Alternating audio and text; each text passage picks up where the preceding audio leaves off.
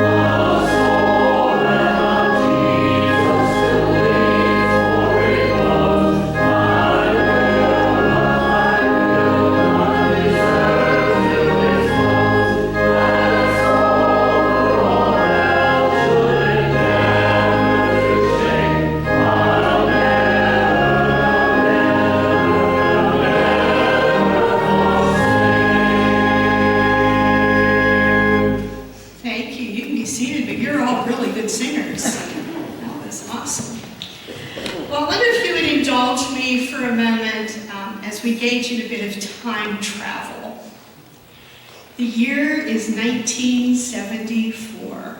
Some people in this room were not even born in 1974. I was 19, I just finished my first year at IUP, and I was pretty sure I knew everything, right? Do you ever know more than you know when you're 19? No, you do not. In sports, who won the Super Bowl? Anybody know who won the Super Bowl in 1974? There's no prizes. The Miami Dolphins. The Oakland A's would win the World Series. The Boston Celtics would win whatever the NBA championship is called. What's it called? It's for tall people. I have no idea. And even though it pains me to say it, the Philadelphia Flyers hoisted the Stanley Cup that year. It's painful.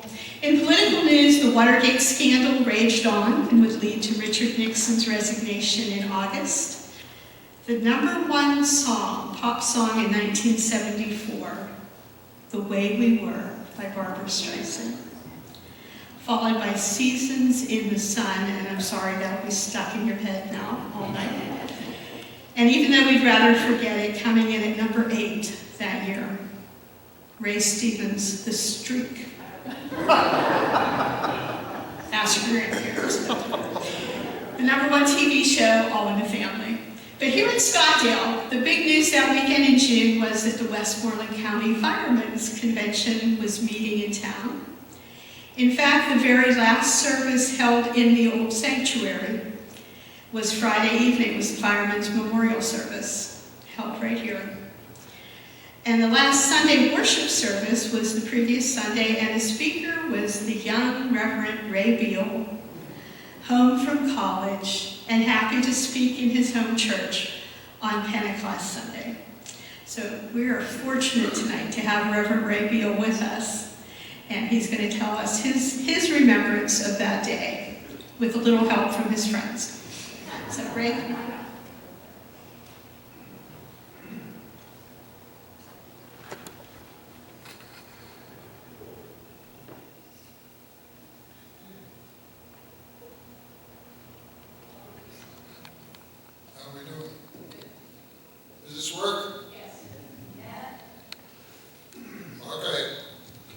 Good evening. Good evening, Ray.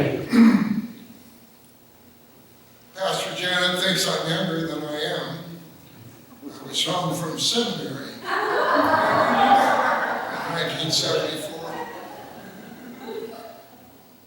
In 1974, Coralie and I were out in Chicago, where I was attending seminary. But we were here the week of the fire because I had come back and was to be ordained the next day. Back then, Janet's too young to remember this, but we used to hold the ordination services of local churches instead of at the annual conference session. Anyway, we happened to be in town, and so we were witnesses to the great fire. But after that, on the ordination, then we went back to Chicago to finish school, and then on to churches we served. And so since the fire, we have not actually lived in Scottsdale, although both of us were raised here. So all of my memories of this place are of the old building. This is a beautiful sanctuary. But what I remember is the building before the fire. Some of you do also. I'm still finding my way around in this building. I don't know where things are. Anyway, the memories that I have of, this was the place where I was confirmed. This is the place where Coralie and I were married. Within these walls that look anything like that now, but that was a special holy place for us, and to stand in this space still means a great deal. And we remember how magnificent this building was. Beautiful stained glass window up here, but as George and I were reminiscing, the window that was on that wall facing the volleyball court. Is anybody awake out there? Okay, I'm trying to be quiet here. But the window was like 20 feet tall. It had a big picture. I can't see, so I hope I stay in front of this thing. It had a big picture of Jesus, the Good Shepherd. Anybody remember that? Holding a lamb with the sheep around him. Underneath, at the bottom of the window, there was a memorial plaque that said, Peter S. Laux. The window was in his memory, apparently. But I was a little kid. I didn't know that. So one day, I'm here in the sanctuary, and the people were lined up to shake hands with the pastor after the service, and there were some visitors, and the pastor said, Ray, why don't you show these people around the church, and then I'll have time to talk with them. And so I took them around in my little short, and I'm trying to point out things of interest, and I pointed to this window with this tall picture of the robed and bearded Jesus holding the lamb. And I said, and this is a picture of my Uncle Peter.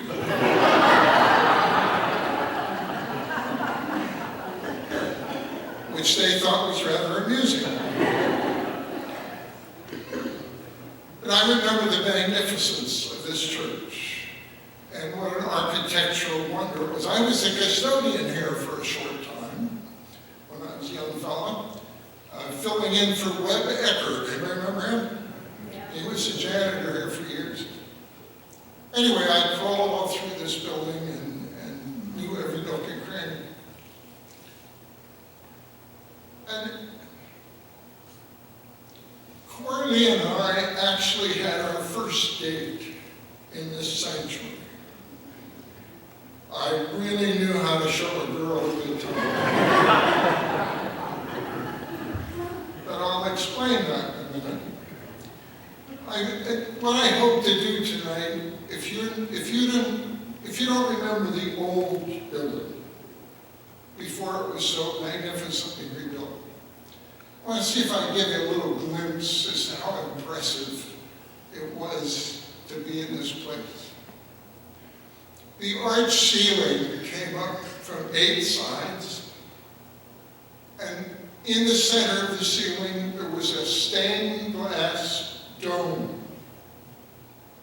Now, in that dome there were almost 10,000 pieces of glass, of Tiffany glass. You have a picture of that dome back here in the corner among some other pictures of the church. I hope you've looked at that little photograph.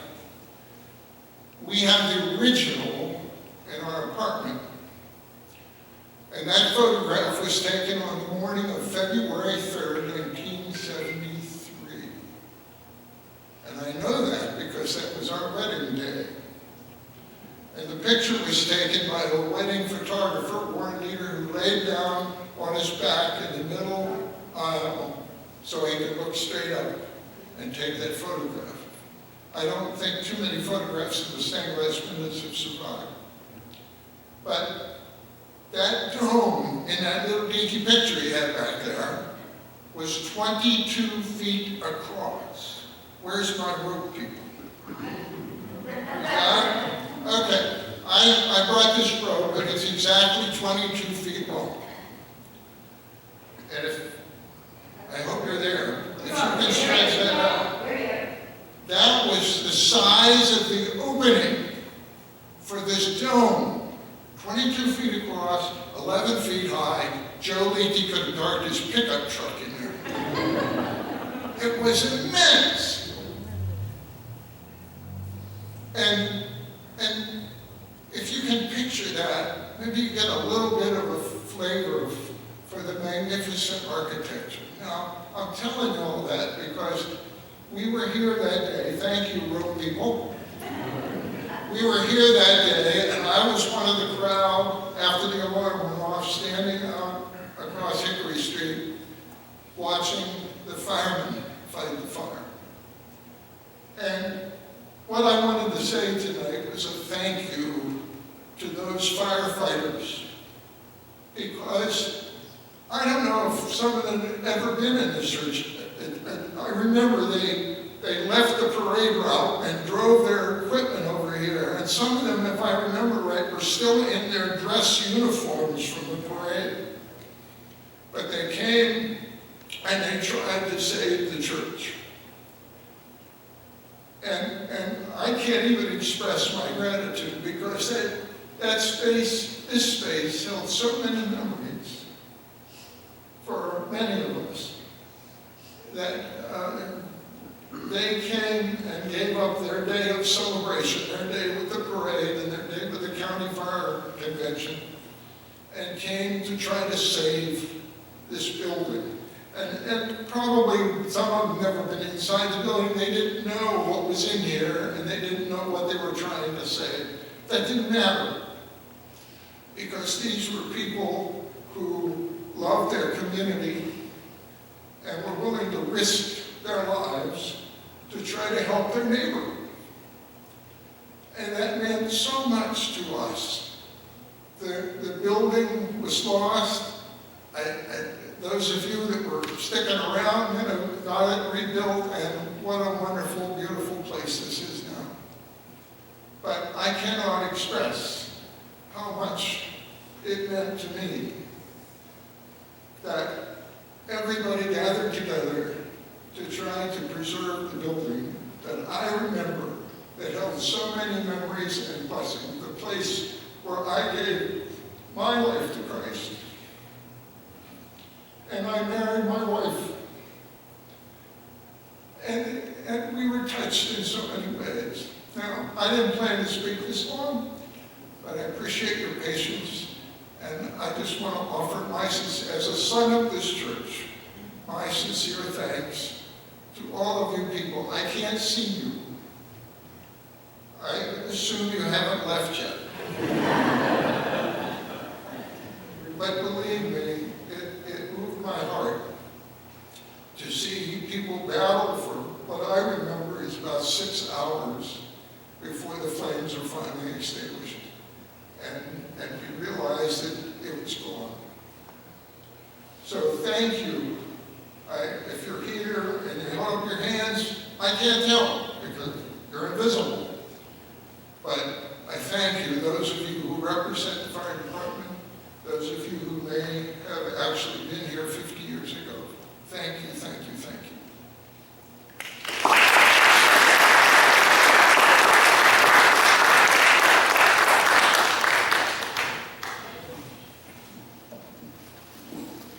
Thank you, Ray. Nobody left.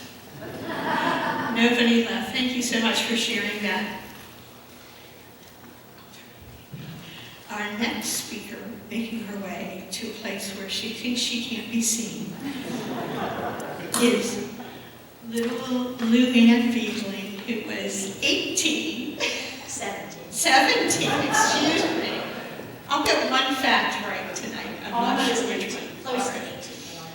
But she's going to tell her story about being the last person probably in the building. Good evening. My name is Lou Ann Beadling, as Pastor Janet said. I am choir director here at Trinity Methodist Church, and as one of the last persons to leave our church on the day of the fire, I have been asked to share my story of the infamous day in the life of this church, June 15th, 1974. I would like to preface my story with a little background information.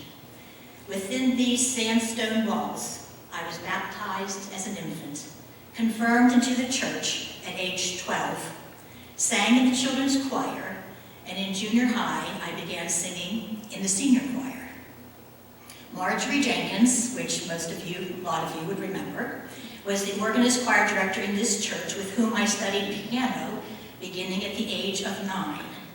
My years growing up in this church were years of weekly services, Sunday school, weddings, memorial services, church dinners, programs, spending time with the youth group at the Annex, a building that used to be next to the church, or you would remember, a lot of you would remember that also. This church was always, and still is, an important part of my life. May 28th, 1974, I graduated from Southmoreland High School at the age of 17. Everything was in place for me to further my education at West Virginia Wesleyan College, majoring in music education with my piano as emphasis. Having had a few organ lessons with our previous organist, Marjorie Jenkins, it was decided that it would be beneficial to study organ over the summer before leaving for college with our organist choir director at that time, Eleanor Hess. Saturday, June 15th, 1974 was going to be a big day in Scottsdale. The county's Firemen's Convention Parade was the big event of the afternoon, or so we thought. I arrived at the church for my organ lesson, which was 11 a.m. to noon. Eleanor was already there. We greeted each other. I had my lesson. We said our goodbyes, and our see you tomorrow morning in church, which never happened. We parted ways. Eleanor went home to Connellsville, and I walked home 1 block from here on the corner of Louse Avenue and Hickory Street. I had only been home a matter of minutes when we noticed neighbors running past our house. I really think it was Jim Keebler that I saw first. Someone yelled, "The church is on fire." We went out the front door, and in disbelief, we could see flames and thick black smoke rising up into the sky. As we stood on the curb, our hearts breaking, many in tears, as we watched our beloved church building being ravaged by fire.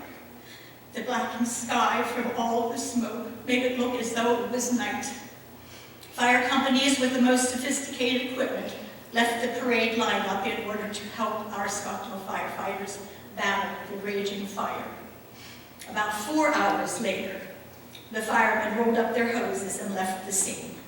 The terrible damage was evident. We went home and were sitting on the front porch. The fire marshal came to the house to question me. He wanted to know if Eleanor or I had heard, seen, or smelled anything suspicious, which we had not. The fire marshal believed that the fire had already started while we were still in the church. To this day, if our choirs are practicing an old piece of music that survived the fire, I will see choir members bring the singed music up to their nose, where they can still smell a hint of the smoke, reminding them of that terrible day. I recently spoke to Tim Shipley, whose father, Reverend Ralph G. Shipley, was pastor of our church at the time of the fire. When I asked him what some of his memories were from that day, he shared what was most memorable to him. Tim and his dad were standing on the curb across the street, watching the church building burn. When the beautiful ceiling stained glass dome came crashing down, it fell with such force that it blew out the other stained glass windows simultaneously. Tim said that was the only time in his life that he saw his dad cry. We will be forever grateful for the firefighters, most of whom are no longer with us, who worked tirelessly to save our church and surrounding homes. The ending of a horrific day could have been a lot worse had the County Firemen's Convention not been held in Scottsdale that weekend. We owe an immeasurable amount of debt to the firefighters, those living and those who are deceased, who came to our rescue that day. We honor you and give you our thanks.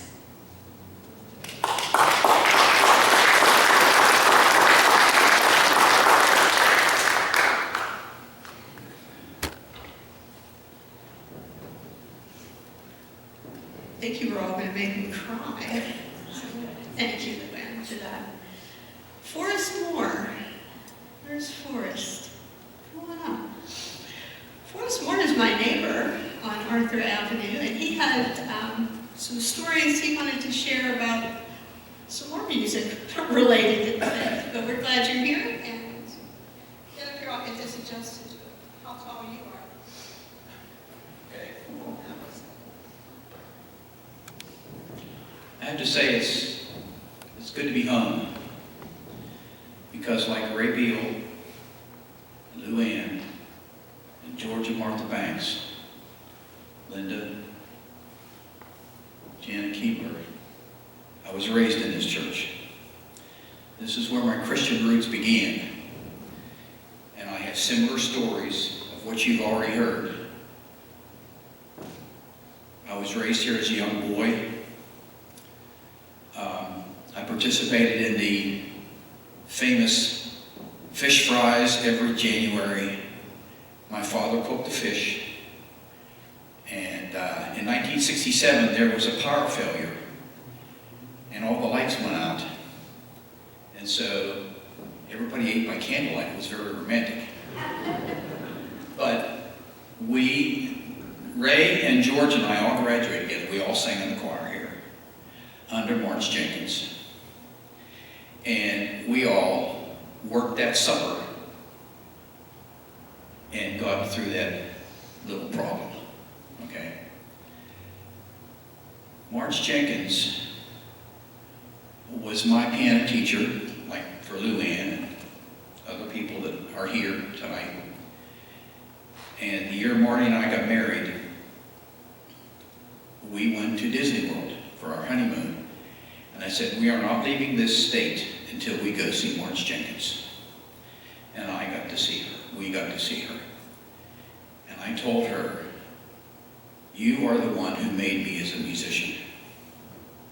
My music roots started here.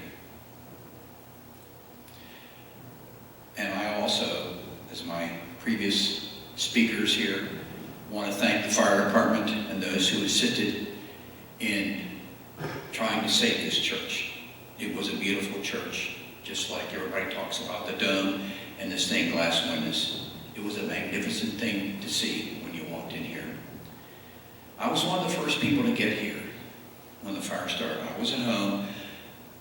I live right across the street from the parsonage. And my father said the church is on fire. Well, I ran down here.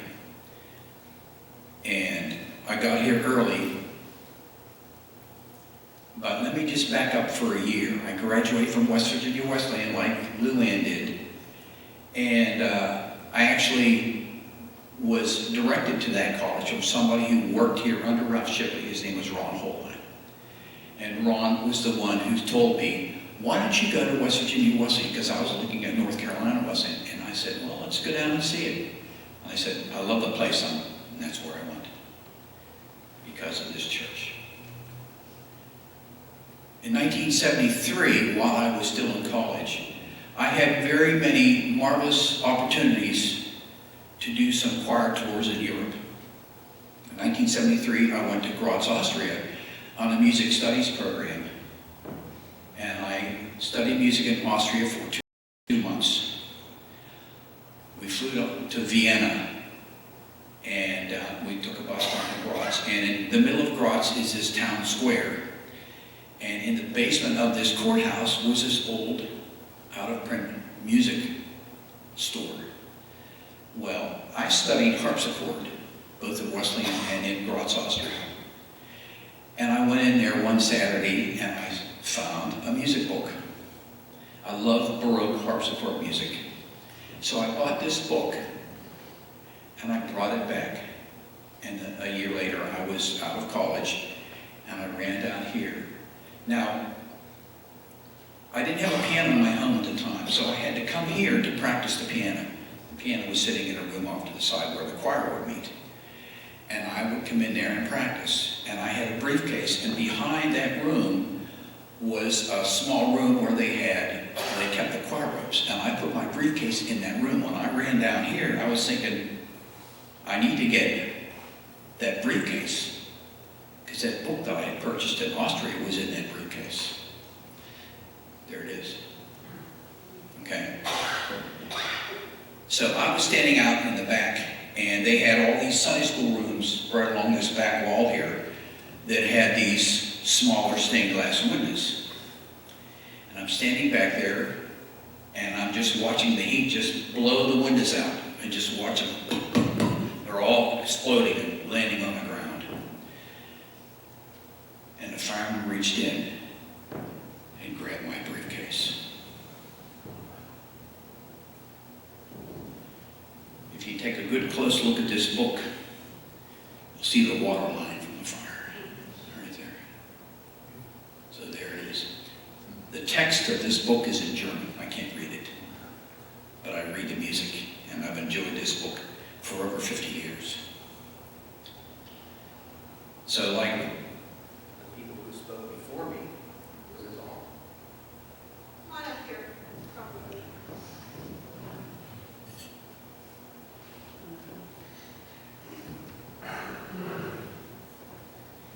So the people who spoke before me and I have very similar lives, and they were grounded in our Christian faith in this building. I remember Ray and I, we came in here one time and they cleaned the walls. And I remember that because I was up on a ladder and I was standing straight up. I'm like 16 years, I'm thinking, am I going to get through this? But we did. Okay? So this building means a lot to me, and I remember the stained glass. And I thought, oh, what a tragedy to lose such artwork as it was in this building. So that's my story. It's a lot of memories. That was not a good day to live through. I was one of the people that came down here and helped clean up. And when I looked in this building, there was a baby grand piano sitting in this choir room over here, and it wound up in the basement, upside down. But you mentioned all the ceremonies the evening before for the firemen, and a lot of the pictures that were displayed in this room over here survived that fire. Reams of copy paper were bone dry. It's amazing what can survive in a fire. But I looked at the walls of this church and they were empty, and I thought, how small that building looked. How did they get all those rooms in there? But it was a church effort. We cleaned this place up, and several years later we have this sanctuary. So like a lot of you here, and I'm so glad to see people that I grew up with in this building. This place is always kind of like home to me. And I love coming back here and seeing people that I spent my life growing up in this town and in this church. And I just want to say one thing to the people of this church who go here now, and to your pastor. I want to thank you for the prayers that you extended to me and my wife during her illness earlier this year. She's sitting back with us, and she's doing just fine. Prayer works. So does this church. Thank you.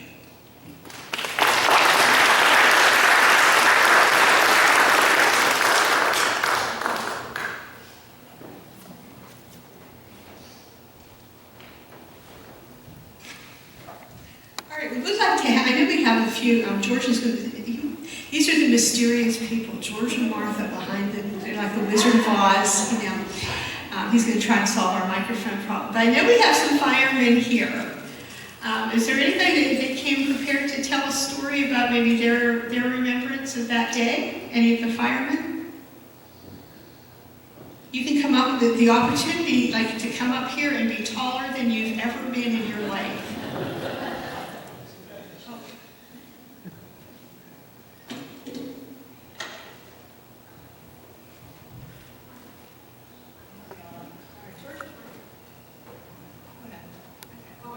Stand here. Do my thing. You just go ahead and do whatever it is you're doing. Any firemen that want to tell a story?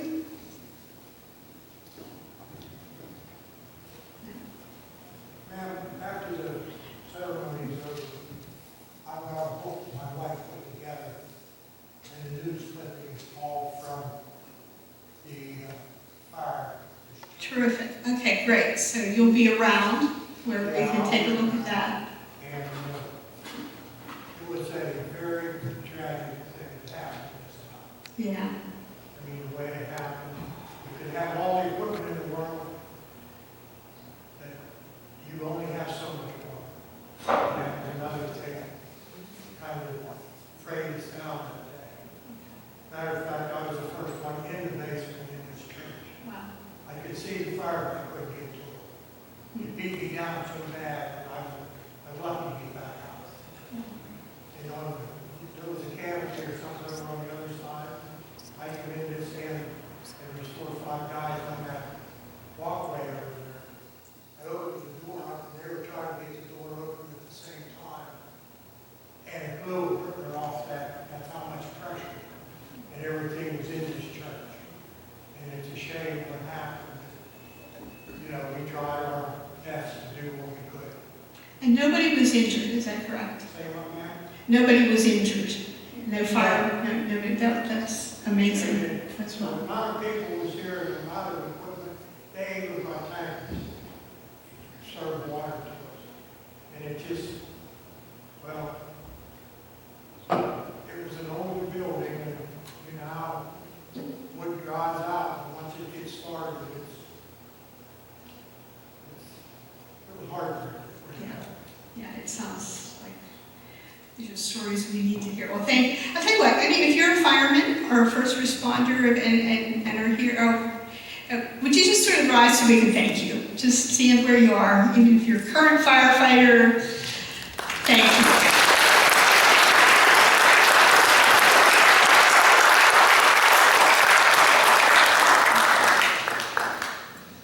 Did you have something you wanted to say? I'd like to tell you a story. It's an omen after the fire. Okay. One of those 4 windows over there, Eddie Guest was a fire chief here at Scottsdale, came through one of those windows, and I had a pike pole so that he could not fall in the rubble that had fallen from the roof. He recovered a book back there. It was the Holy Bible. Inscribed on the first page was Reverend Ralph Shipley.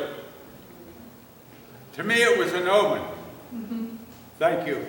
Thank you. We're glad you're here tonight. The gentleman right there drove the truck in here with me that day, and he charged the lines, and I went in, and he manned the truck. All right. And, thank you. Thank you. Wow. This is turning out even better than I expected. This is awesome. One of the stories, I was actually thinking of recreating the Ralph Shipley run from the parsonage to the church, but you can all be happy I didn't do that. But everybody tells me that story, and people running right behind him. You said your dad was right behind him. And that story that you shared from Tim Luann about, is that every pastor's heart in the room broke hearing that story as well. One more thing, which we didn't make out of my All right. But I have a picture here in this book, Pastor Shipley and Mr. Thornley, that had one of the ceiling things that kept your books and everything else Right. dry. I have a picture right here. Yeah, I saw that picture. We have some back in our library as well, and I've seen that. It's amazing. Since you brought your name up, I thought Yeah, well, thank you. Thank you. So after the fire, then the congregation faced the difficult task of what to do. To rebuild, to try and rebuild, but still mourning the loss of what was. And like Ray said so eloquently, this is a beautiful building, but those of you who grew up with a different building on the same space remember what it was. We continue to be grateful to our fellow Methodists at Christ Church on Market Street, who allowed the congregation here to worship in their building for almost 2 years while it was rebuilt. But the names of those people are on the back of your bulletin. We found them in a book beautifully written. And we're really very grateful that the chair of that committee, Richard Snyder, is with us, and he's going to share a little bit about the rebuilding process. And you can go to the lectern, or you can come over here, whatever's easier for you.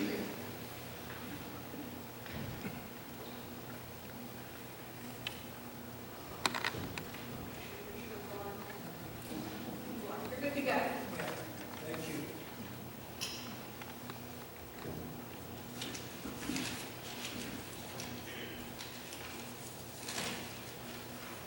Good evening, everyone. Back, I can remember the previous church that was here very well. The problem was we had insurance to rebuild it the way, everything.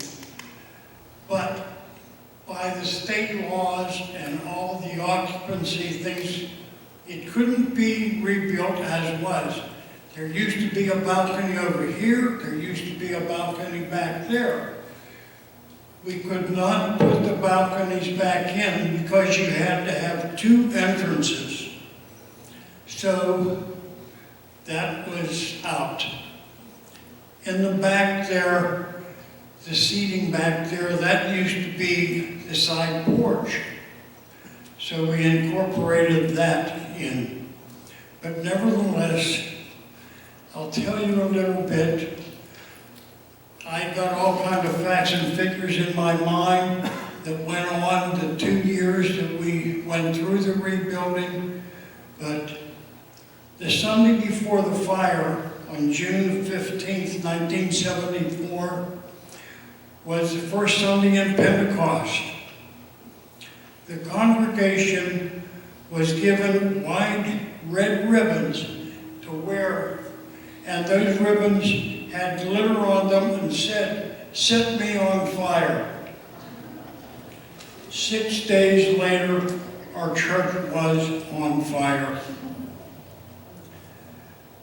I was out of town that weekend, and so I did not get to see the actual burning of the church, but I had been notified, and I came home early on Sunday afternoon of that weekend. And when I came down here to see the church, I was shocked when I saw the devastation that was caused by that fire. And I was chairman of the trustees at that time. So at that time I went along with the state police fire marshal trying to discover what may have been the reason of the fire, what caused it. We went through and he decided that the hot spot was over in the fellowship hall downstairs. So we started to rumble through a lot of junk.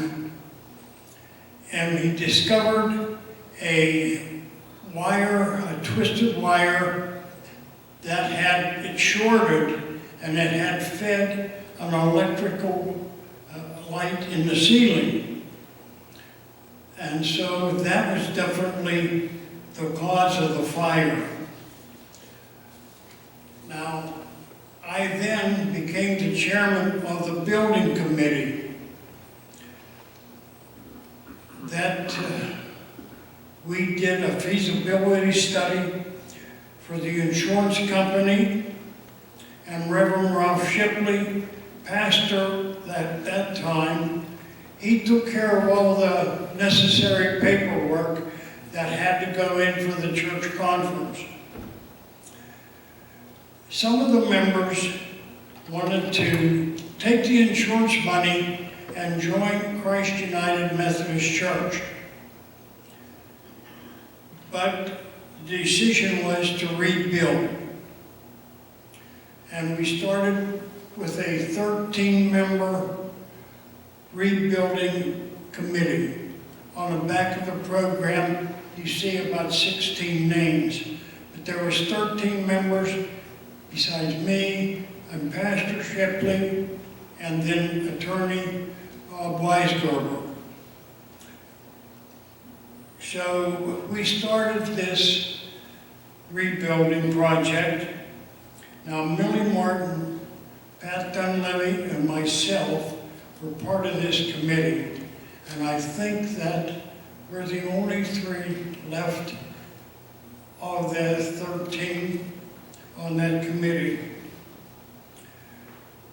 Well, every Tuesday morning at 9 o'clock, we would have a construction or contractors meeting, and we would meet.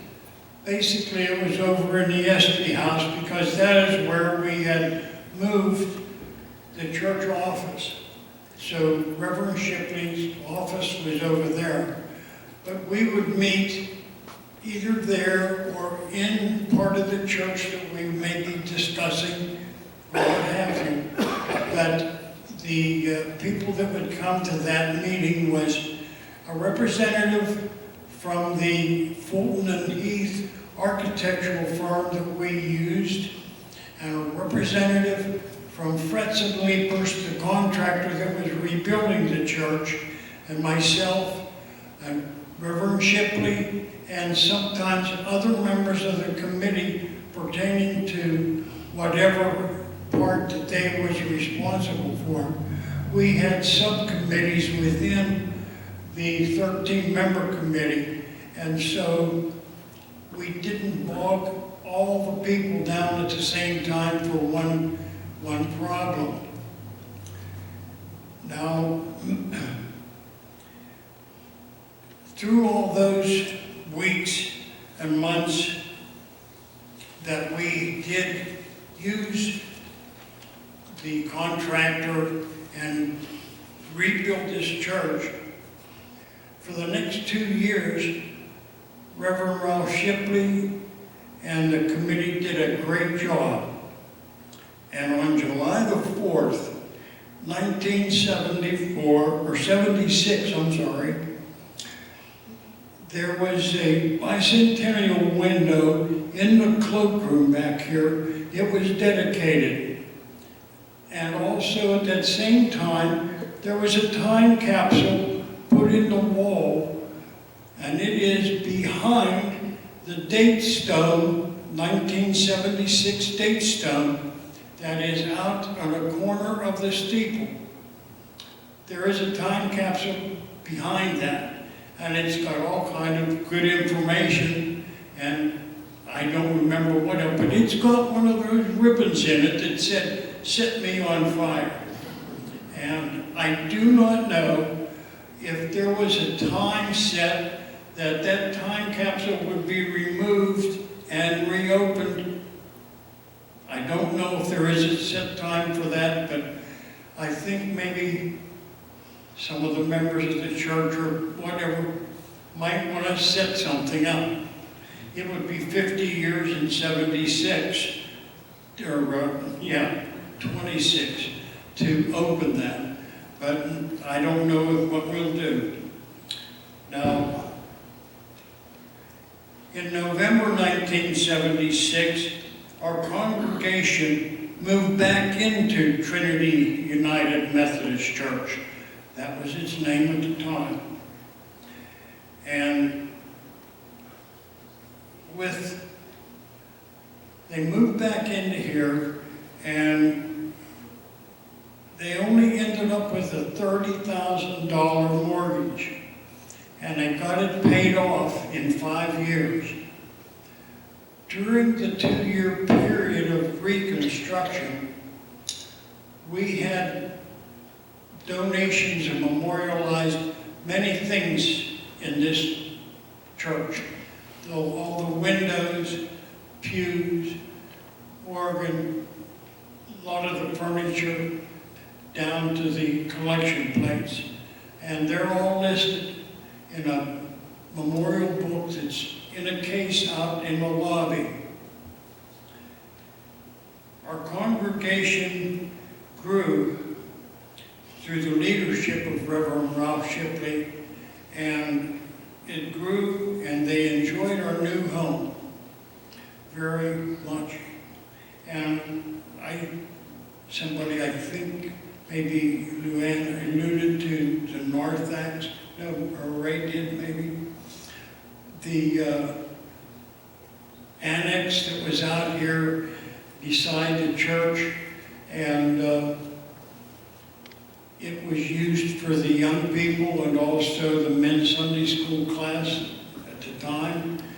Well, during construction, the contractor used that building for his tools and some of the material. And then after that, the building was in very poor condition, and we had removed that building. And we had taken into consideration a lot of the things that was done there, incorporated it into this building with the Brotherhood room and so on. Well, the Brotherhood is no more, but the Seekers, the young people class, that's where they meet now. But the ladies had their own lounge downstairs, and we tried to bring in a building that would serve all of the people, all the congregation, with young people and elderly people. And I don't know, at the time, we thought we did pretty good. But as the 50 years have passed, we have added a lot of things for comfort, like the air conditioning. We didn't have air conditioning back in 1976. So we're here now with all of that, all the good things, and I'm sure that there's going to be many more things that will change in this building as time goes on. But the building committee at the time had hoped that we would have done a good job and made it comfortable for the congregation to enjoy and so on. But I am sure that with God's help, Trinity Methodist Church will continue to grow and honor God. We owe a great deal to the firefighters and the first responders that saved a large portion of this church because the steeple was not interfered with, and there was wood in that steeple, and there was a lot of things. The stone walls that was remaining, the insurance company discounted for standing walls and such. Some of the things from inside, chairs, folding tables and such, was recouped and had to be cleaned and so on. And people worked vigorously at doing some of that cleaning. But there aren't too many people left that remember everything that was there and are still here to enjoy what we have. Back to you, on your left, on the rear wall, are two very large pictures. The one on the left has a lot of pictures from the fire. The one on the right is for the rebuilding. But I have a lot of facts and figures in my mind of what it took to get this building back here and how we did it and the cost of it. But you don't want to hear all that. So I want to thank everyone for coming here this evening, and I appreciate it. And anyone who wants to come tomorrow, come back again. Thank you.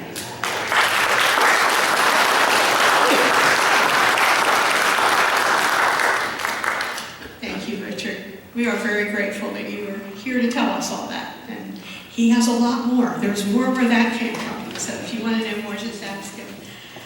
We are grateful for the response to fire departments that day, to the faithful members of this church who faced that daunting task with determination, and to the members of the community who helped along the way. But as always, we're so very grateful to God for his steadfast love Now Molly's going to sing for us a little later, but she's going to read for us while I play something. And it feels like we just need to take a moment just to express our gratitude, sort of, as we go through this piece. Just I want you to reflect on all the many ways that God has provided for each of us.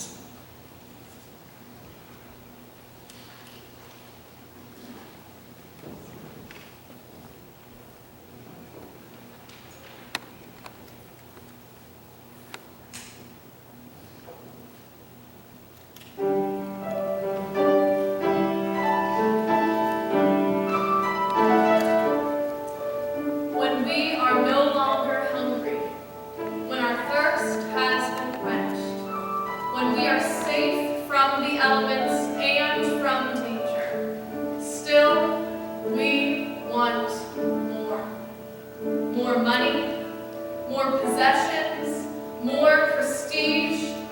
These desires are inevitable, but for some, the ambition for more never stops, and the complaining never fades.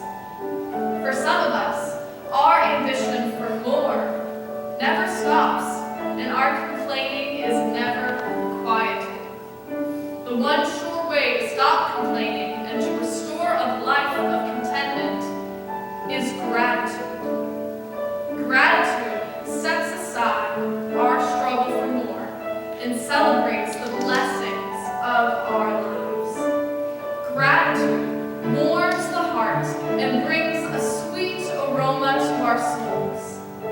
When we name each blessing and give thanks to God, we are saying, we did not earn this, but we enjoy these blessings that come only from God. These moments of gratitude can grow into a lifestyle of continuous thanksgiving. Our discontent may be quenched. Our complaining will cease. We no longer fuel our unhappiness by counting all we do not have, and by measuring the reasons we should be unhappy. Our minds will be rescued from our fueling our despair by taking inventory of all our unfilled needs and our difficulties. Then we can bask in the glow of God's blessings, the people we love, our needs that are filled, the blessed moments we enjoy, and the beauty of Thanksgiving itself will lift up our spirits, disperse our anger, and inspire us to tune our hearts and raise a fresh new song. A song of gratitude to the source of all goodness, the one true foundation of every blessing.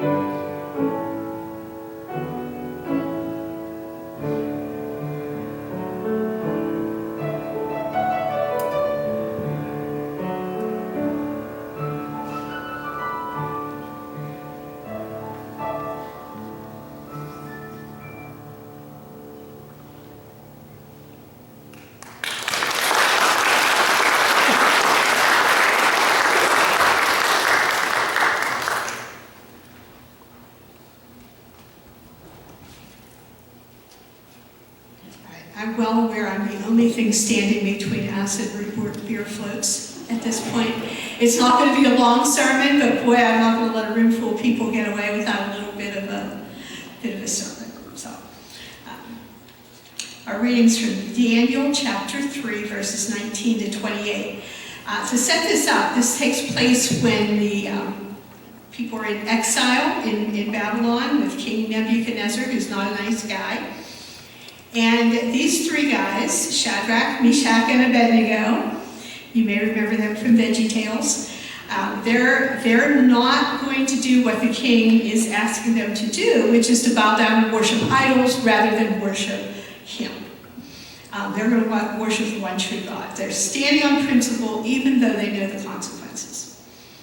So here's the reading. When Nebuchadnezzar was so filled with rage against Shadrach, Meshach, and Abednego that his face was distorted, he ordered the furnace heated up 7 times more than was customary, and he ordered some of his strongest guards to bind Shadrach, Meshach, and Abednego and throw them into the furnace of blazing fire. So the men were bound, still wearing their tunics, their trousers, their hats, and their other garments, and they were thrown into the furnace. Because the king's command was urgent, and the furnace was so overheated, the raging flames killed the men who lifted them in. But the 3 men fell down, bound, into the furnace of blazing fire. Then King Nebuchadnezzar was astonished and rose up quickly. He said to his counselors, "Was it not 3 men that we threw bound into the fire?" And they answered, "Yes, O king." And he replied, "But I see 4. I see 4 men walking around unbound in the middle of the fire, and they are not hurt. And the fourth one has the appearance of a god." Nebuchadnezzar then approached the door of the furnace of blazing fire and said, "Shadrach, Meshach, and Abednego, servants of the Most High God, come out, come here." So they came out, and everyone and the governors and the king's counselors gathered together and saw that the fire had not had any power over the bodies of those men. The hair of their heads was not singed, their tunics were not scorched, and not even the smell of fire was on them. Nebuchadnezzar said, "Blessed be the God of Shadrach, Meshach, and Abednego, who has sent his angel and delivered his servants who trusted in him." They disobeyed the king's command and yielded up their bodies rather than serve and worship any god except their own God.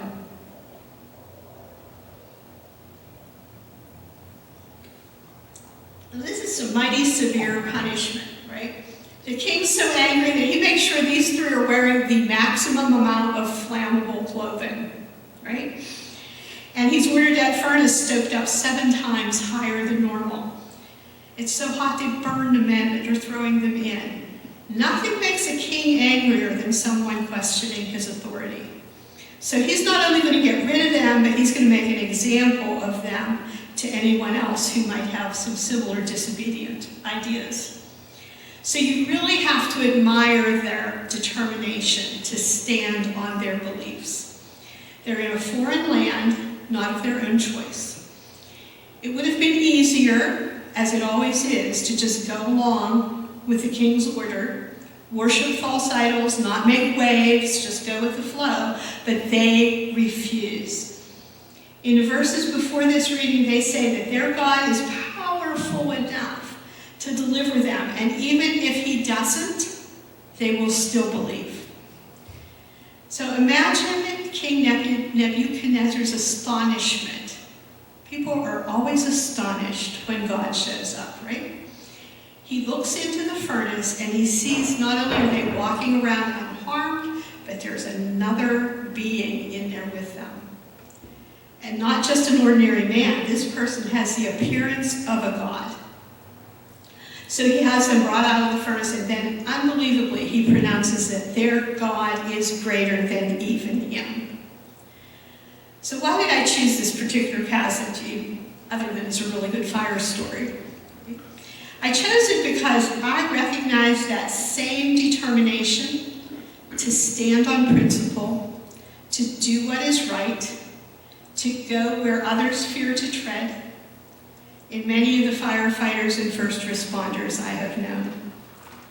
whether they're conscious of it or not. I think every time they put on that gear and step into an unknown situation, God goes with them.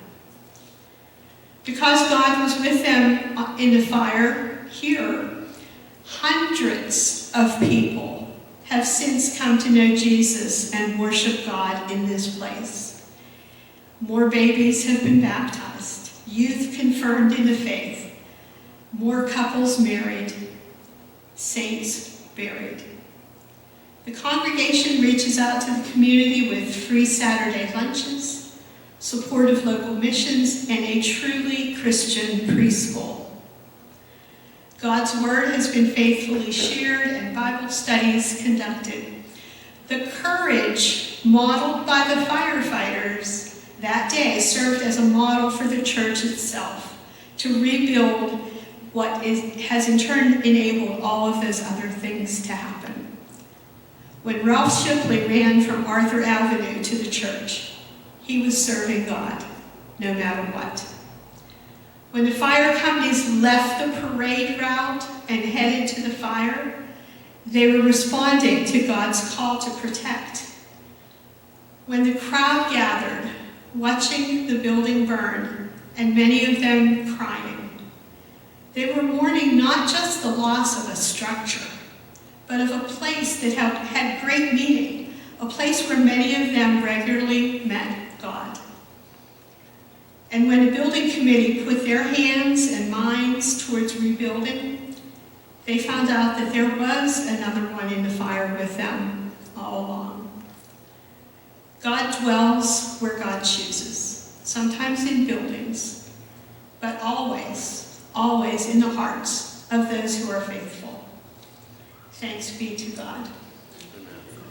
Molly's going to share a very special song with us, and you will be blessed.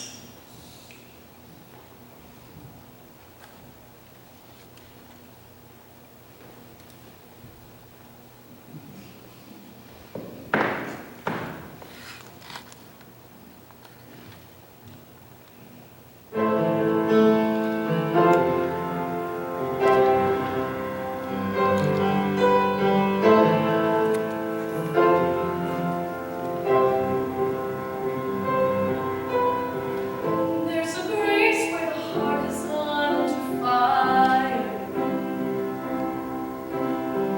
Another way when the walls are closing in. And when I look at the space between where I used to be and this reckoning, I know I will never be alone. There is another in the fire, standing next to me. There is another in the waters, holding back the seas. And should I ever need reminding,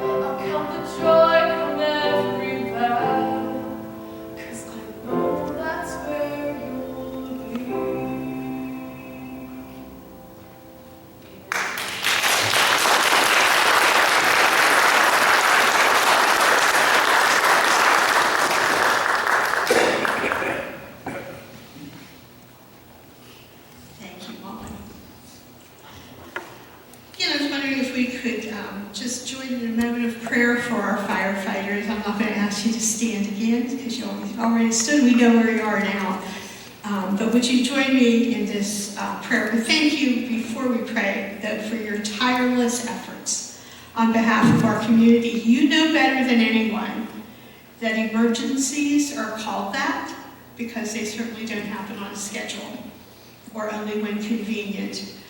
But within the last week alone, I know that some have been summoned to difficult situations. Your commitment to respond, often not knowing the situation, and help your neighbors is a noble calling, and we thank you.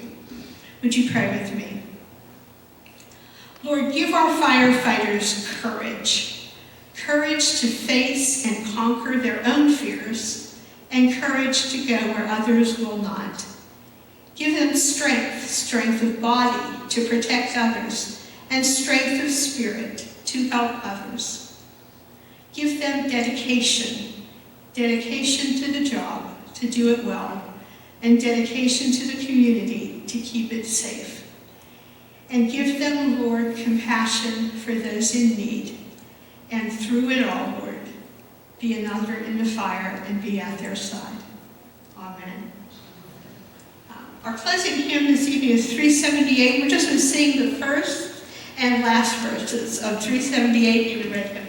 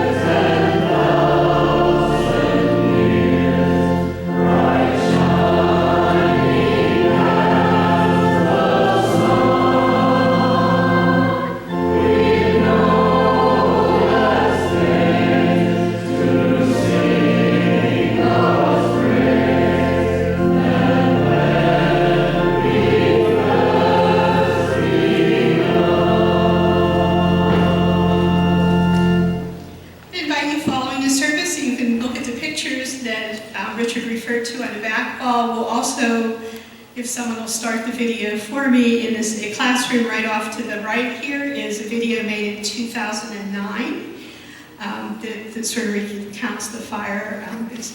You can go out and get your root beer float and come back in and watch if you want. And root beer floats, I trust, are being prepared even as we speak in our picnic pavilion. We did Dad's root beer. And I don't know what black market had to happen for us to actually obtain Dad's root beer, because it's Father's Day, right? So we invite you to enjoy that. So just and share more stories. Would you join me in the benediction? Fear not, for God has called us by name, and we are His. When we pass through the waters, He will be with us. When we go through the rivers, they will not overwhelm us. And when we walk through fire, we will not be burned, and the flame will not consume us. For we are precious in His eyes, and we are His. Go in peace. Thank you for being here this evening. Amen.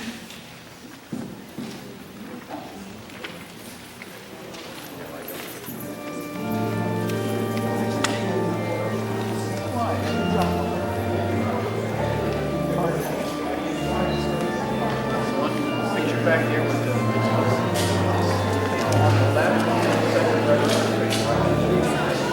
You take care now. See you tomorrow, maybe? Sure. Maybe.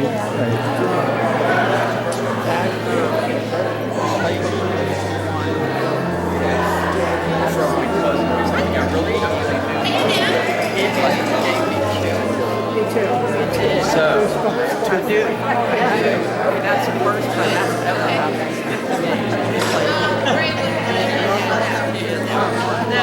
Fill the room. Yes. Where's the restroom? Back through there, and on the left-hand side. I'm going that way. Look at this.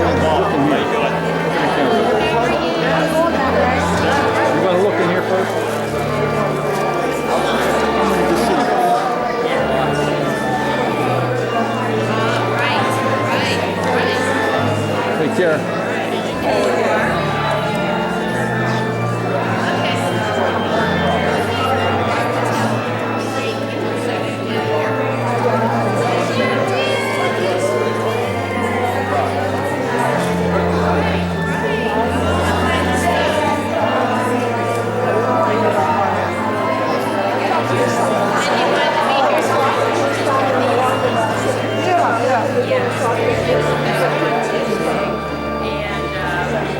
Watch yourself there. She wants to know if we can get out this way past the picture.